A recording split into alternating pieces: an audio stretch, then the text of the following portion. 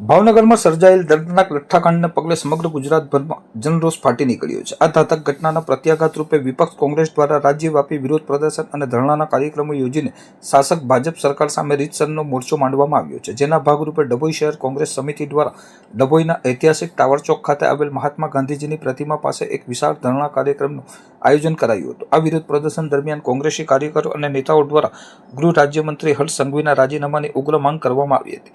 આ ઉપરાંત બુટલેગર कहाँ मिलेंगे, भाजप कार्यालय में અને ભ્રષ્ટાચારી कहाँ मिलेंगे, भाजप कार्यालय में જેવા તીખા સૂત્રોચ્ચાર કરવામાં આવ્યા હતા, જેનાથી સમગ્ર ટાવર ચોક વિસ્તાર ગુંજી ઉઠ્યો હતો।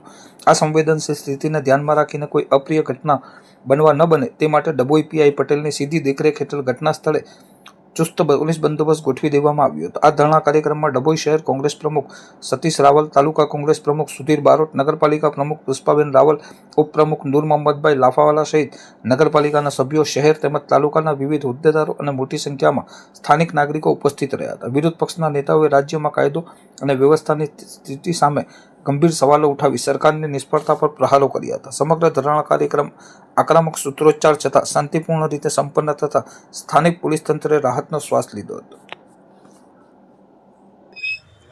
ભાજપની ડબલ એન્જિન સરકારમાં લીલોમાં બનાવતા ગૃહમંત્રી કોઈ ચમરબંધીને છોડવામાં નહીં આવે એવી ફાંકા ફોજદારી કરે છે, ત્યારે આજે ભાવનગરમાં ભાજપના નેતાના સહકારથી જે નકલી દારૂ અને શરાબ પીવાથી 9 ગુજરાતીઓના અકાળે મૃત્યુ થયા છે।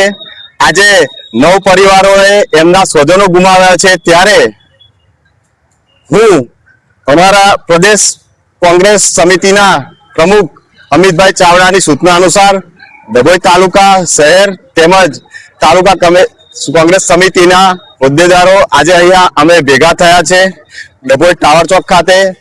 અને જે ભાવનગરની ઘટના બની છે તેના અનુસંધાને જેમ તમે નરી આંખે જોઈ શકો છો, જે ભાવનગરની આ ગઈકાલે ભીલાપુર સુધી આવી છે, ત્યાં બે જૂથો ભાજપના કોઈ દારૂના અને જુગારના અડ્ડા ચલાવવા બાબતે છૂટાથી મારામારી કરીને સામે આવ્યા છે। અને જ્યારે આપણા ડભોઈના જે ભાજપના નેતાઓ છે કે ડભોઈને દરબાવતી બનાવીશું, પણ ચોક્કસ મેં જવાબદારી સાથે કેમેરા સામે કહું છું કે આ લોકોએ ડભોઈને દારૂડિયું બનાવી દીધું છે।